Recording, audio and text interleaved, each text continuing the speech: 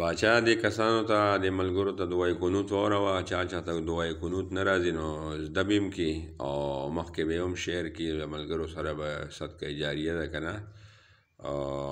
د دین کار دی مطلب چاته چې نه راځي یاد نه نو هغه به یاد هم کړي ولله دا خو د نیکۍ کار دی. بسم الله الرحمن الرحیم. اللهم انا نستعینک ونستغفرک ونؤمن بك ونتوكل عليك ونثني عليك الخير نشكرك ولا نكفرك ونخلو ونترك من يفجرك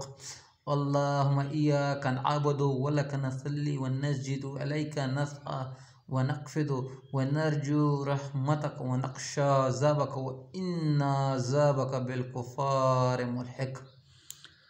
ماشاءالله لږ په دې باندې ته محنت وکړه ځکه تا خو وویلې دی صحیح دی وویې خو خبر دا چې غلطیانه پکې شته ښه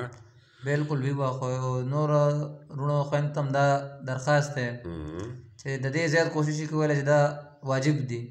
ماسخوتن لمونځ کې وتر دی که نه وترو کې دا خلک وایي او بله خبره ده چې اوس پرې درته زه واورم نو خیر دی ځکه که چا غلطي ملطي نو به ترنه وځي که نه او که زما په دعای قنوت کې هم غلطي نو خیر دی مونږ ته د خپل مینهوال بیا کامنټس وکړي چې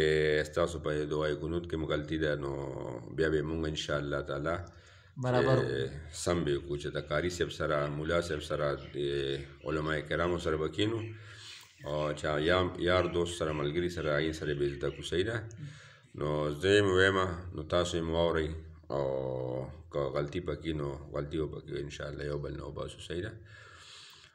اللهم إنا نستعينك ونستغفرك ونؤمن بك ونتوكل عليك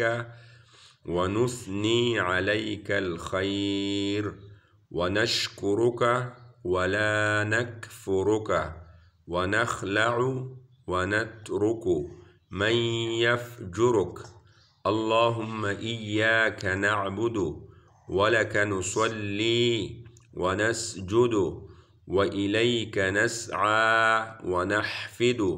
ونرجو رحمتك ونخشى عذابك إن عذابك بالكفار ملحق. نو که چاته نه یاده که زما په دعای قنوت کې هم غلطي نو مونږ ته کامنټ ضرور وکړئ چې مونږ خپل دعای قنوت صحیح کړو او چې کومو ملګرو دعای قنوت کې غلطیانې دي